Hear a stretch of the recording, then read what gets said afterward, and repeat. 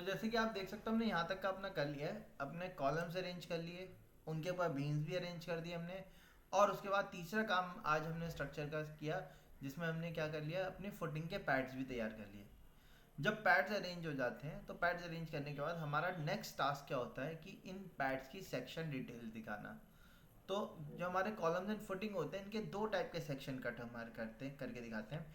एक हमारा कहलाता है टिपिकल सेक्शन कट।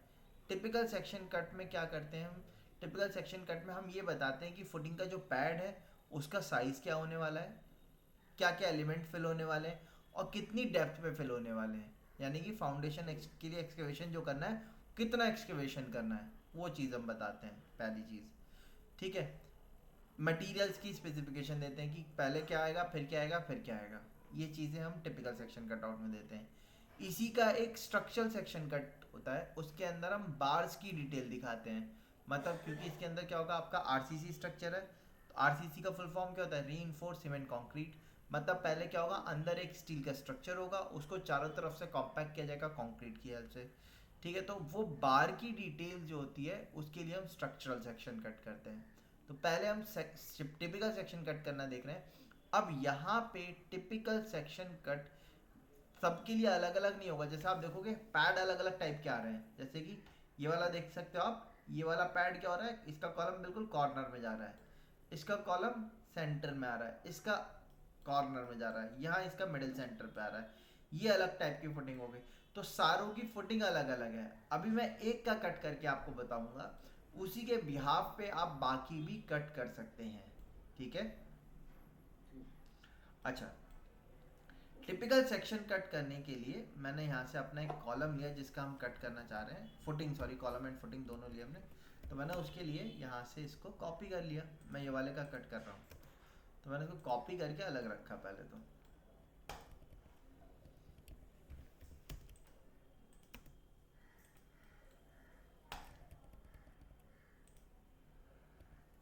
मैं सिलेक्शन साइकिल को बंद कर देता हूँ। ठीक है। अच्छा, इस कॉलम ऑफ फुटिंग का नाम है C1F2 फुटिंग। ठीक है। अच्छा, सबसे पहले क्योंकि टिपिकल सेक्शन कट करने जा रहे हैं, हमने यहाँ पे पैड की अपनी ये वाली डिटेल दिखाई। 1500 है, ये 750 है,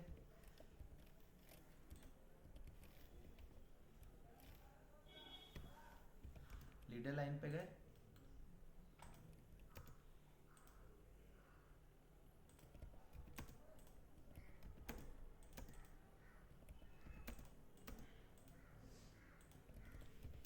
टेक्स्ट कमांड पे गए, यहाँ से टेक्स्ट लिख दिया हमने, हाइट दे देते हैं यहाँ से,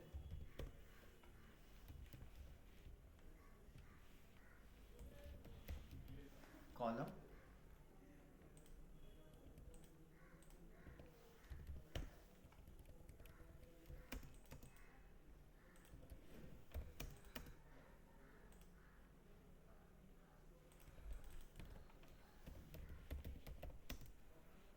ये आपका फुटिंग पैड हो गया।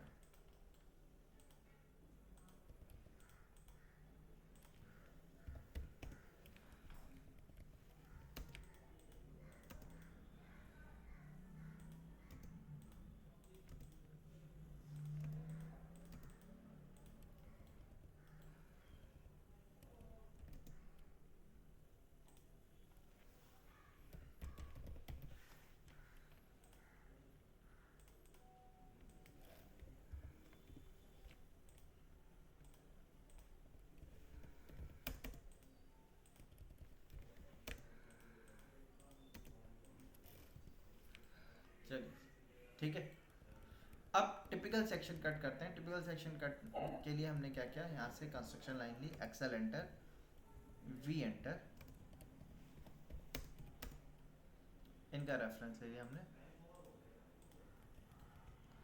सेंटर में हमारा कॉलम आएगा, ये कॉर्नर वाले हमारे फुटिंग पैड के लिए हो गए। अब हमने यहाँ पे एक पहले स्ट्रेट लाइन बनाई, इस स्ट्रेट लाइन को हमने यहाँ पे मेंशन कर दिया।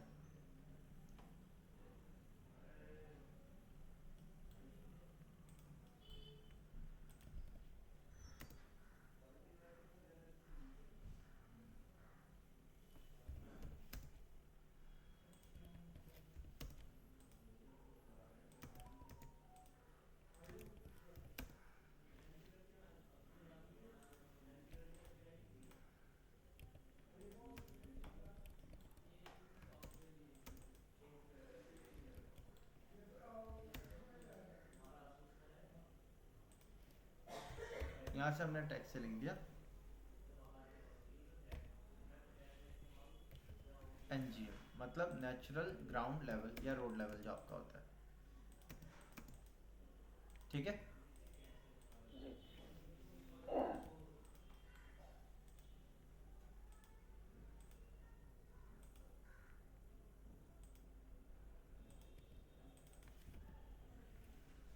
इसको हमने लेफ्ट साइड कर दिया, इसको कॉपी करके हमने नीचे लिखा, यहाँ पे हमने लिखा level percentage p plus minus 0। ठीक है, ये हमारा ग्राउंड लेवल हो गया।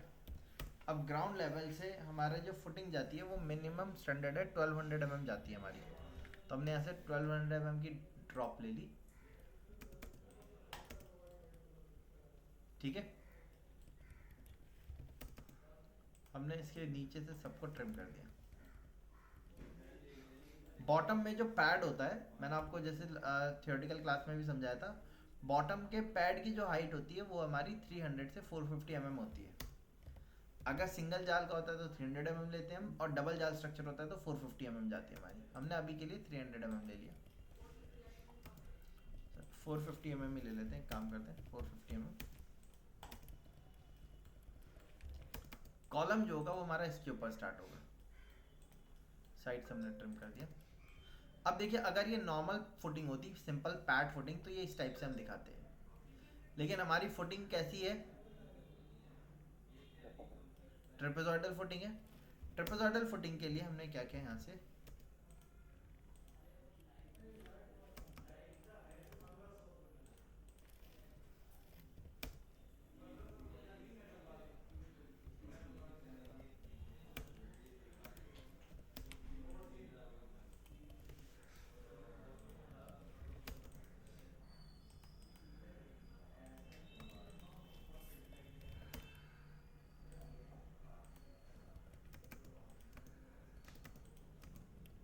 इस टाइप का हमारा फुटिंग पैड होगा।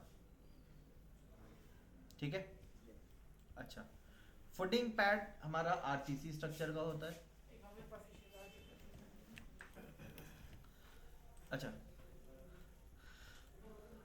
रोड लेवल से हमारी जो फुटिंग पैड होती है, अगर इसकी ड्रॉप ज़्यादा होती है, मतलब इसकी डेप्थ ज़्यादा है, सपोज जैसे कि मैंने 450 और ड्रॉप ले लिया, अब ये हाइट ज़्यादा अगर हो जाती है तो हम लोग को बीच में क्या देने पड़ते हैं, यहाँ पे टाई बीम्स देने पड़ते हैं। ठीक है, वो इसलिए रहते हैं ताकि एट द टाइम जब सपोज आपका अर्थक्वेक आ रहा है तो उस टाइम पे कॉलम जो है वो एक साथ रहें। ठीक है, तो हम टाई बीम्स देके चलते हैं। तो अगर टाई बीम आ रहे हैं तो जाहिर सी बात है हमारे ड्रॉप क्या होगी, ज़्यादा गई होगी फुटिंग की डेप्थ। अगर फुटिंग की डेप्थ कम होती है तो हम टाई बीम वगैरह नहीं देते, हम यहाँ पे एक डीपीसी या प्लिंथ बीम डालते हैं हमारा, और उसी से ही वही आपका टाई बीम का काम करता है। लेकिन जब हाई राइज बिल्डिंग बनती है तो उनमें फुटिंग्स की डेप्थ ज़्यादा जाती है, तो वहाँ पे आपको टाई बीम्स भी चलाने पड़ते हैं। तो कई बार हमारा टाई बीम दिया भी जाता है और कई बार नहीं दिया जाता है, वो डिपेंड करता है कि कितना लोड है और कितनी डेप्थ में आपकी फुटिंग जा रही है, वो इस बात पे डिपेंड करता है। मैंने फिलहाल इसको 450 और डाउन ले लिया। ठीक है, अच्छा, अब जो पैड हमारा बना, पैड के नीचे हमारा क्या होता है, हमारी आती है सैंड फिलिंग, सॉरी पीसीसी आता है पहले। 100 mm का हमने पीसीसी किया, फिर हमने नीचे 100 mm की सैंड फिलिंग करी। एक्चुअल में क्या होता है, जब एक्सकेवेशन होता है तो एक्सकेवेशन के बाद सबसे पहले आपका, क्योंकि जो ग्राउंड होता है एक्सकेवेशन के बाद वो अनइवन सरफेस आएगा, उसमें हम लेवलिंग करते हैं। लेवलिंग करने के लिए हम सैंड फिलिंग डालते हैं। सैंड फिलिंग करते हैं 100 mm से 50 mm की आपकी सैंड फिलिंग की लेयर होती है। उसके ऊपर हम फिर क्या करते हैं, पीसीसी डालते हैं। पीसीसी इसलिए डालते हैं ताकि जब हम अपना आरसीसी स्ट्रक्चर खड़ा करें तो ऐसा नहीं हो कि सराउंडिंग का मॉइस्चर वो आपका मेटल बार जो है वो गेन कर लें। इसलिए हम लोग क्या करते हैं, पहले पीसीसी का एक फिलिंग डालते हैं 100 mm से 50 mm की, उसके ऊपर फिर अपना आरसीसी स्ट्रक्चर खड़ा करते हैं। तो वो चीज़ दिखाने के लिए हमने यहाँ से इस तरीके से तैयार किया। इसकी चारों तरफ, दोनों तरफ से आपके विड्थ भी ज़्यादा रहती है।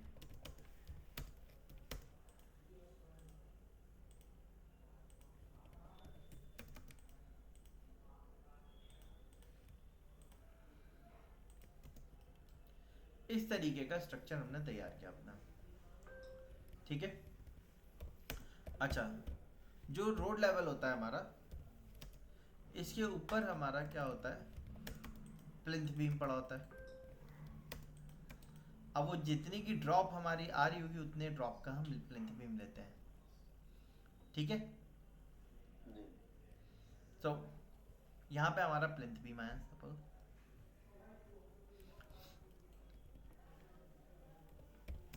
तो ये क्या हो जाएगा फिर हमारा,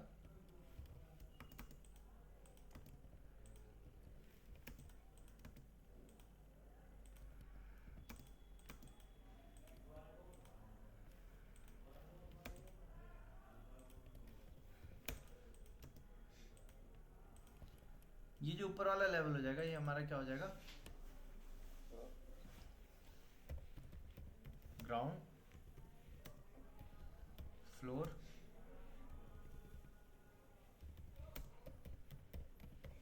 फिनिश्ड लेवल, है ना।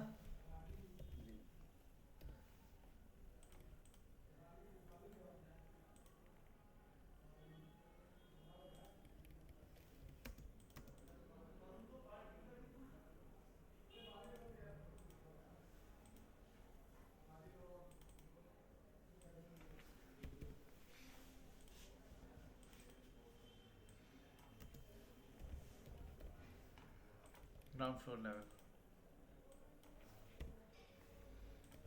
ठीक है। और इसकी फ्लोर से हाइट कितनी हो गई ऊपर,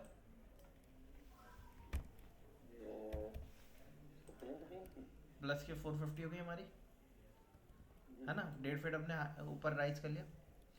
अच्छा, प्लिंथ भी ऊपर हो गया हमारा। अब ये जो ड्रॉप है इसमें बीच में हो सकता है टाई बीम आया और हो सकता है ना आया हो। जब ये हाइट हमारी ड्रॉप ज़्यादा हो जाती है, डेप्थ, तब हम बीच में टाई बीम भी देते हैं। और कई बार क्या होता है, ये हम यहाँ पे हम एक बीम देते हैं, प्लिंथ बीम जो होता है हमारा वही टाई बीम का काम भी करता है अगर ड्रॉप कम होती है तो, ठीक है।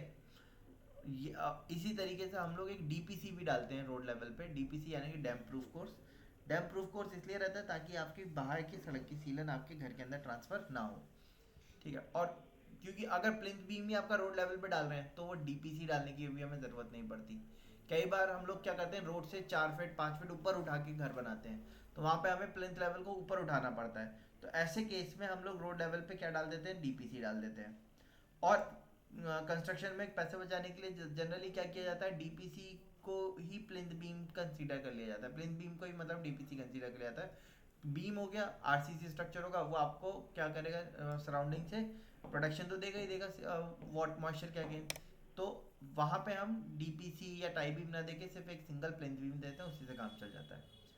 और कुछ जगहों पे क्या कहता है, जैसे कि बिल्डिंग को थोड़ा सा ऊपर उठा के बना रहे हैं, 4 फीट 5 फीट ज़्यादा हाइट की बिल्डिंग है तो फुटिंग भी ड्रॉप ज़्यादा गया होगा, उस केस में हम डीपीसी भी देते हैं और अंडरग्राउंड में एक टाई बीम भी चलाते हैं।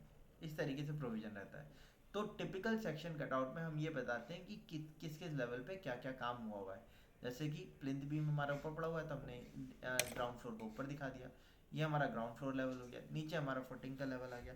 अब फुटिंग के लेवल में ये हमारी आएगी, ये क्या चीज़ होगी हमारी, मैंने आपको बताया था,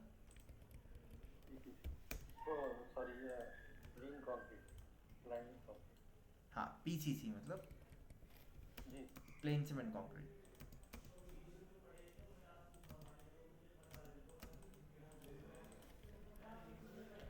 पीसीसी, देन ये क्या चीज़ है हमारी, सैंड फिलिंग। सैंड फिलिंग की क्या रिक्वायरमेंट होती है, हाँ लेवल करने के लिए, फ्लैट करने के लिए, ठीक है। अच्छा,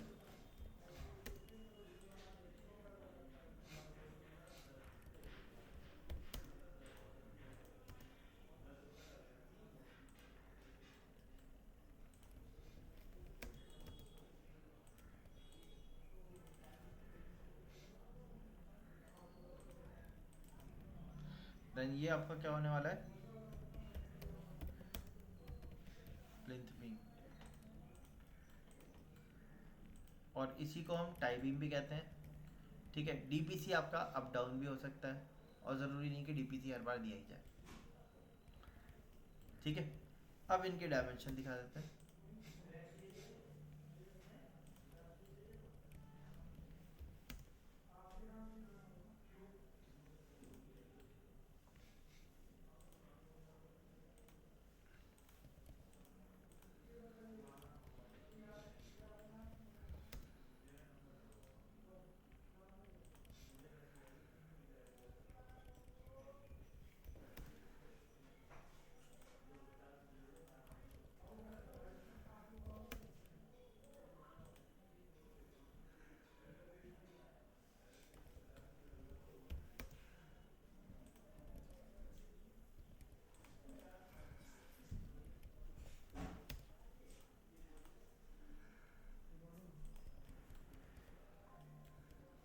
ठीक है,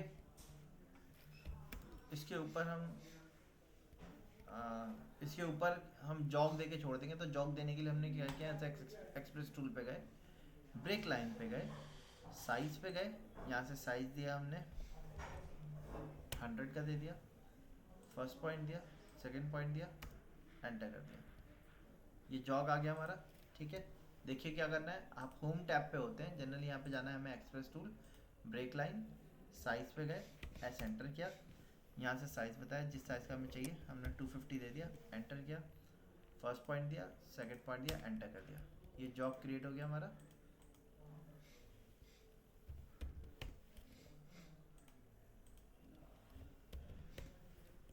इसके ऊपर वाले एलिमेंट को हमने ट्रिम कर दिया। तो ये हमारा एक टिपिकल सेक्शन कट हुआ।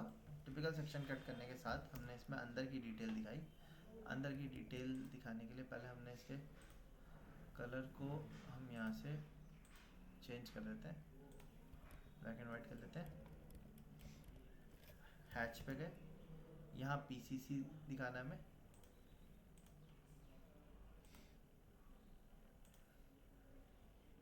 स्केल कम कर दिया, ये पीसीसी हो गया हमारा। वापस से हैच पे गए,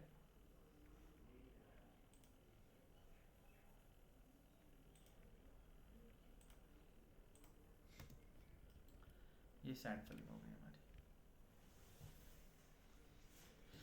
ठीक है, सो ये हमारा एक टिपिकल सेक्शन कट हो गया।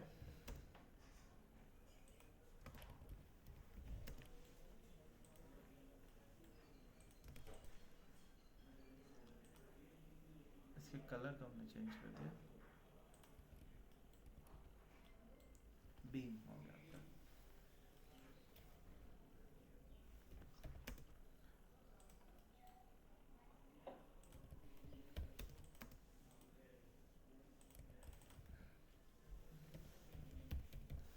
ये आपका कॉलम हो गया।